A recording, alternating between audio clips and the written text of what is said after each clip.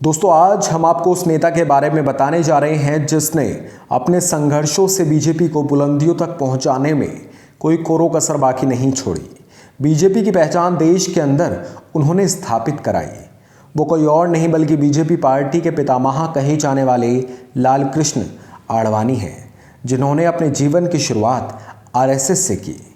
Bharatiya Janata party के वरिष्ठ नेता लालकृष्ण आडवाणी, जिनका जन्म 8 नवंबर 1927 को हुआ, भारतीय जनता पार्टी को भारतीय राजनीति में एक प्रमुख पार्टी बनाने में उनका योगदान सर्वोपरि कहा जा सकता है। वो कई दफ़ा भाजपा के राष्ट्रीय अध्यक्ष रह चुके हैं।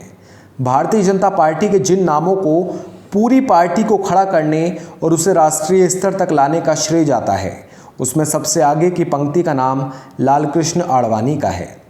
आडवाणी कभी पार्टी के कर्णधार कहे गए तो कभी लौह पुरुष। कुल मिलाकर पार्टी के आज तक के इतिहास का सबसे अहम अध्याय है आडवाणी। तो दोस्तों, आज हम आपको आडवाणी के राजनीतिक जीवन के बारे में बताते हैं। साल 1951 में डॉक्टर श्यामा प्रसाद मुखर्जी ने जनसंघ की स्थापना की। तब से लेकर साल 1957 तक आडवाणी पार्टी के सचिव रहे।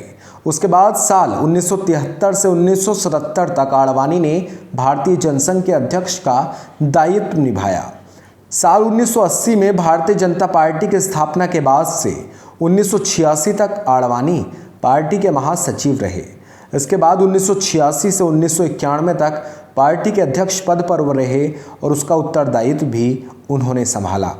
दोस्तों, आपको बताते हैं लौह पुरुष लालकृष्ण आडवाणी की शिक्षा के बारे में।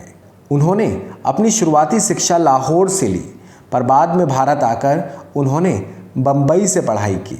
वहाँ के गवर्नमेंट लॉ कॉलेज से उन्होंने स्नातक किया। अगर भारतीय राजनीति की बात करें तो आज वो एक बड़ा नाम है। लालकृष्ण आडवाणी को जननायक भी कहा जाता है। आडवाणी ने साल 1990 में राम मंदिर के लिए आंदोलन शुरू किया और उन्होंने सोमनाथ से अयोध्या के लिए रथ यात्रा निकाली। हालांकि लालकृष्ण आडवाणी को बीच में ही गिरफ्तार कर लिया गया, पर इस यात्रा के बाद आडवाणी का राजनीतिक कद और ज़्यादा बड़ा हो गया। 1990 की रथ यात्रा ने लालकृष्ण आडवाणी को लोकप्रियता की चरम सीमा पर पहुंचा दिया। आडवाणी के इस प्रकरण के बाद देश में पहली दफ़ा बीजेपी की सरकार आई। लालकृष्ण आडवाणी साल 1999 में आई एनडीए की सरकार में केंद्रीय गृह मंत्री बने और फिर इसी सरकार में उन्हें 29 जून 2002 को उप प्रधानमंत्री का दायित्व भी सौंपा गया। भारतीय संसद में एक अच्छे सांसद के रूप में आडवाणी को खूब सराहा गया। उन्हें खूब वहाँ सम्मान मिले। दोस्तों, लालकृष्ण आडवाणी को लेकर कुछ विवाद भी हैं। आडवाणी का विवाद पूर्व पीएम अटल बिहारी वाजपेयी के साथ आज के पीएम नरेंद्र मोदी को लेकर हुआ था, जिसकी वजह से आडवाणी और वाजपेयी में दूरियां बढ़ गई थी। ये मुद्दा था राम मंदिर का। जब गुजरात से रथ यात्रा की शुरुआत हुई तो उसका जिम्मा आडवाणी ने नरेंद्र मोदी को सौंपा।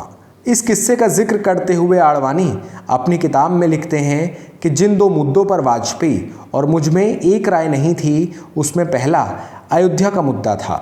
अपनी किताब माई कंट्री माई लाइफ में आडवाणी ने लिखा कि आखिर में वाजपेयी ने पार्टी की राय को माना। अटल बिहारी वाजपेयी से आडवाणी जी का दूसरा मुद्दा जुड़ा था नरेंद्र मोदी को लेकर। क्या मुद्दा? दूसरा मामला था गुजरात दंगों पर नरेंद्र मोदी के इस्तीफे की मांग का। अटल बिहारी वाजपेयी चाहते थे कि नरेंद्र मोदी इस्तीफा दे दें, जबकि आडवाणी ऐसा बिल्कुल नहीं चाहते थे, जिसके चलते इन दोनों में आपसी मनमुटाव भी हुआ।